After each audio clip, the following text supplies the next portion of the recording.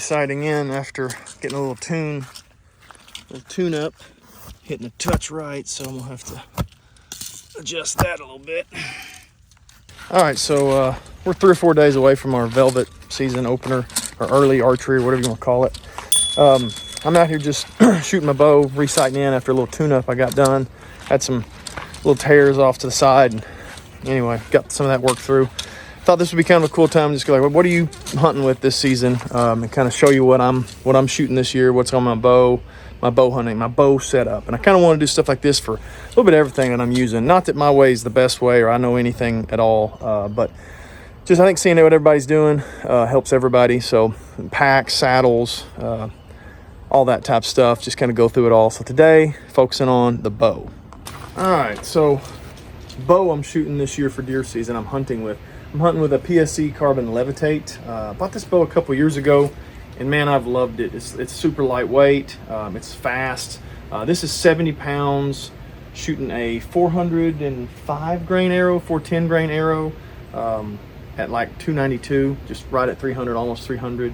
And it's a great hunting bow. It shoots great. I love how light it is, carrying it in the woods, just simple as that. I don't have to worry about a pack or anything. It's just light enough that you can just carry it around. And I've added some weight to it with the Tacticam 6.0. I love the, and the mount itself. Not that they're heavy, but they're extra stuff. The Tacticam 6.0 camera, I have it on here. I run all of that controlled with a remote that hangs on my neck. I just push that button, turns that on, as well as my other cameras. I put new strings on it. These are gas strings. Put these on it this year, all by myself. Got that sighted in and everything, and just loving this bow. Now with that said, I've also got a Matthews Lift that I might try to kill a deer with it, just to say I did, basically. This one's killed a lot of deer, and I've really enjoyed it. See if we can get this tear and get it sighted back in at 40 yards.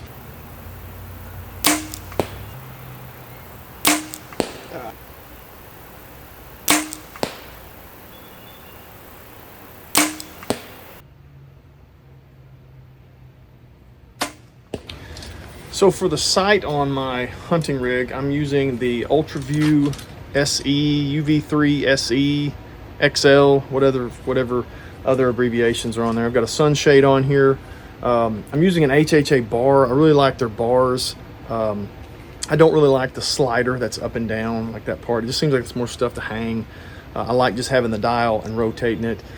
And this sight is really cool because I can put my my top pin at 20, and then I've got a 30, 40, and I think a 47 or close to 50 on that bottom one, but I don't use that bottom one. So I can have it set at 20, be ready for those quick shots. There's a deer, that tree's 30, turn and shoot. Or I can be on a field and dial it to 37 and shoot right at 37. So this sight kind of gives you all of that, and I think that's, the best of both worlds. It's a little pricey, but I think it's worth it. The other thing that I like about the sight is the sight light's built into it. I don't have to worry about a knob up here that gets turned on in my my bow case or anything like that. It's built in. I just push this button on top. It automatically goes off after 3 or 4 minutes. I don't have to worry about, is my light dead or whatever. It pretty much works all the time. Sight ring, custom sight ring in there, matching my strings. I think that's a neat feature that they offer. QAD Ultra rest. This rest has never been a problem.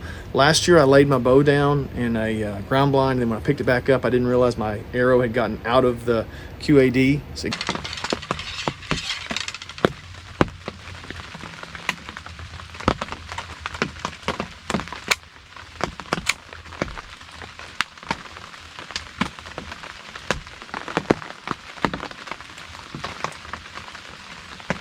got up over this and got out, and then when I drew back on a deer, I heard it going clink, clink, clink, clink, clink down the side of my bow, and realized my arrow was not in my rest, and the deer heard it and took off. So that sucked. Cost me a deer.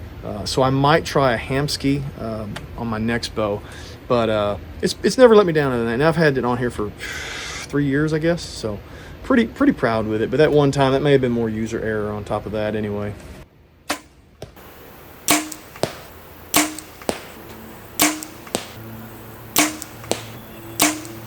Oh, last one sucked. So a couple things I'm doing today. My left right was off just a little bit, maybe a couple of inches after fixing a slight tear. So I'm getting my left right back, which that took no time. I think my left right's pretty good. But what I'm also doing is making sure, like I'm shooting 40 yards, I'm making sure that my dial at 40 is on, and I'm making sure my dial at 20 using my 40 pin is on. So just double checking a couple of those things. Quick and easy to do here, no problem with that. I did have some issues with this being a little torquey, I guess you could say, like the way I held it in my tears when you're trying to get tears. I had some issues with that. It did help running this UltraView PSE knock-on grip or whatever, giving you a little more of a, I guess a down grip with a little wider meaty part of the palm. It's my only complaint about PSE is I wish they had wider grips here, like how a Matthews can swap into like a B-Real grip or something like that. I like that wider, fatter grip. So that's, you know, that's my only real complaint, I guess, about this bow. I've got a Trophy Ridge quiver. I don't really care about quivers. I'm not a quiver guy. I take them off as soon as I get in the tree. I don't really care. As long as it'll hold 5 arrows and then make it to the tree, I'm just going to buy whatever's cheapest. As far as my release I'm shooting, this is a Cobra Harvester thumb button. I actually prefer a hinge. I'm way more accurate with a hinge, but there are times when you're deer hunting that you've got to make a shot go off to get the deer, and a thumb button gives you kind of the best of both worlds. And the way I try to do it, I try to shoot with it this way, and it doesn't always work, is I try to lock my thumb and then squeeze that ring finger, this ring finger, towards the thumb, so it kind of works like a hinge, like that. But I do have the ability to go, I need to make a shot, go. I don't like to punch it, but sometimes you just got to make it happen. So I'm gonna pull these arrows and we'll see how we did. 40 yards. Now I will say, this is my last shot, which I wasn't happy about. With a practice head on there. These two are when I was sighting in, they hit left, and so I moved my sight over a little bit. So these were the ones I actually shot after that, minus the very last shot, which hit high. These I'm okay with at 40 yards. For me, I don't even have shots at 40 yards, but touch high at 40, I'm pretty okay with that.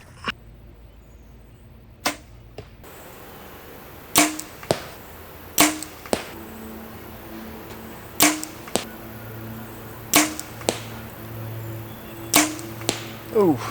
Last one sucked. So as far as the arrows I'm shooting a 340 spine Easton Axis long range. I've been shooting these for a couple years and I've had no complaints out of them. People say the 4mm outserts or half outs or whatever are weak. I've only bent one in 3 years, and it's because I shoulder shot a doe.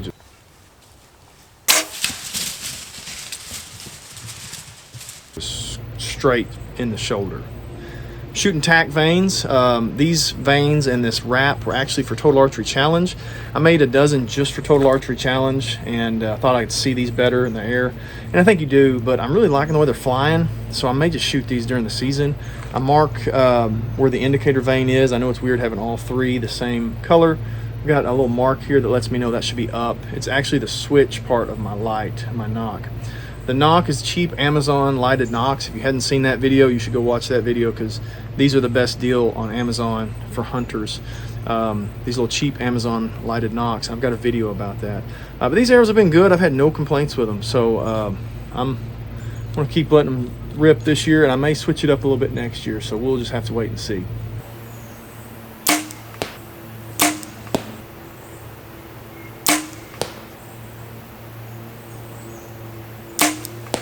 Alright, so that last group sucked. Man, thumb buttons, I get so punchy on them and just dump them. And target panic, I guess. Anxiety, whatever you want to call it. So I'm contemplating, do I just hunt with a hinge? Because I'm way more accurate with a hinge. I shoot a hinge all summer, all winter, and indoor leagues and things like that. How many of you hunt with a hinge or know somebody that hunts with a hinge? If you do, leave a comment below and tell me what hinge you're shooting, how it's gone. Have you had bad issues hunting with a hinge, or has it gone pretty smooth? Because I kind of need some swaying one way or the other, because a big part of me is like, just shoot the hinge. you're more accurate with it. And the other part's like there's going to be scenarios where deer's walking in some trees or something. You can't rush and dump the hinge. So let me know down below your thoughts on that. I have good days and bad days with the thumb button. Today was one of those back and forth days, but that's what I'm going to be carrying in the woods this year. Let me know what you're carrying in the woods this year. I love archery talk, bow talk, so let me know what you're rolling into the woods this year with, and good luck this fall. Appreciate it.